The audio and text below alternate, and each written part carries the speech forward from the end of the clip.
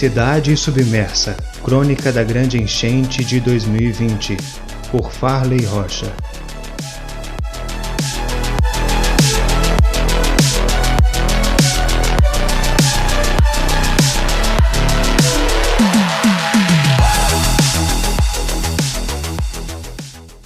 Capítulo 15. Um carnaval em tempos de recomeço. 2020 foi um ano que se iniciou meio às avessas para a Espera Feliz. Em condições normais, o retorno de férias e os dias quentes de janeiro resultariam em energia para o trabalho e a busca pela realização de sonhos. Mas com o desastre daquele final de verão, até os desejos de Réveillon tiveram de ser adiados. Por isso, o Carna Feliz, o carnaval oficial da cidade, teve que ser suspenso. Permaneceu durante algum tempo suspenso, no ar da cidade, uma aura difícil de descrever. A origem desse sentimento foi o pavor inicial com a chegada da enchente, que depois se desdobrou em espanto diante da impensável devastação que ela causou. Na sequência, juntou-se o esgotamento pelo trabalho de reconstrução e pelos enormes abalos emocionais ainda muito recentes. Ao longo de um mês, não havia como falar de outra coisa. Foram tantos os traumas particulares que, somados, contabilizavam o drama de uma população inteira. As cenas de correntezas barrentas envolvendo casas e ruas, das calçadas apinhadas de escombros e destroços e da lama recobrindo tudo por toda parte haveriam de continuar em flashes de assombro nos pesadelos de muitos desde aquela noite, principalmente as milhares de pessoas que tiveram brutalmente destituídas dos próprios lares todas as conquistas de uma vida inteira. Segundo a secretária municipal de Governo e Gestão, Vera Lúcia Grilo Ramos, constatar que uma enorme parcela da população havia sido atingida foi um momento de profundo impacto para todos. Era como se, inesperadamente, Espera Feliz tivesse descarrilado de seus trilhos. Diante disso, apenas a imensurável união entre as equipes do poder público e os milhares que se voluntariaram permitiu que a superação se tornasse possível.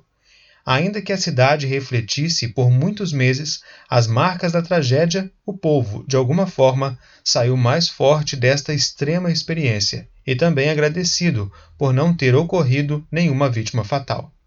E talvez tenha sido justamente esta força descoberta no limite que tenha motivado a realização de uma festa no final de fevereiro. Não para se ocultar o sofrimento que todos tiveram, mas para virar uma página borrada pela catástrofe e recomeçar um capítulo, agora sob chuvas de confete. Em menos de uma semana, foi organizado um carnaval alternativo aos moldes das antigas folias que contagiaram a Espera Feliz de outros tempos. De certa maneira, era como se a cidade estivesse simbolicamente recomeçando do zero. Entre os dias 21 e 24 de fevereiro, núcleos festivos ocorreram em diversos pontos do centro. O tradicional Bloco do Pijama retornou à ativa, se concentrando no Bar do Alemes, mesmo estabelecimento que, semanas antes, havia sido arrasado pelas águas do Rio São João.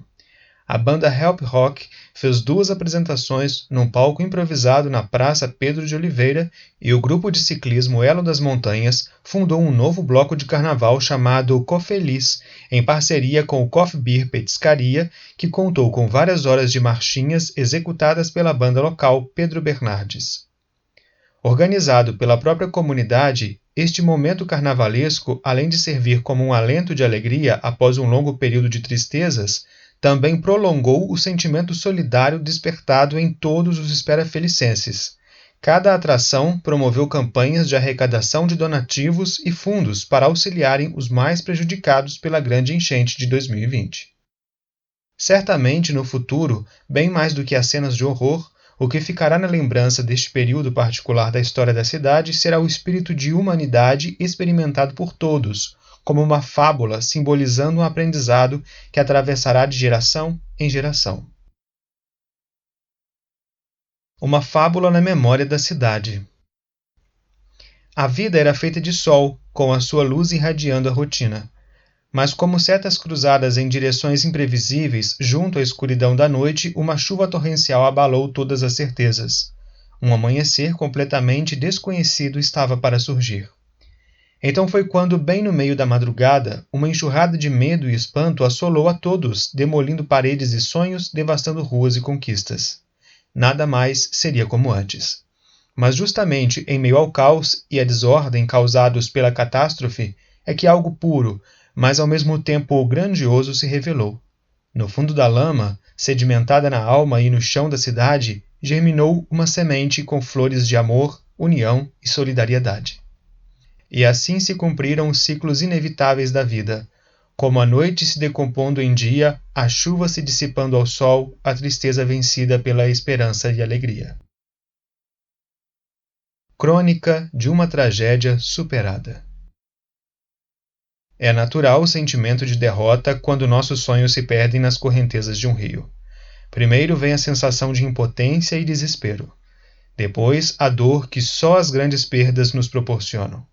Por fim, vem o desânimo perante a batalha aparentemente perdida. Realmente não é fácil ver os planos reduzidos a escombros e, sabendo que a vida continua, ter de encarar o desafio de recomeçar do zero, tijolo a tijolo.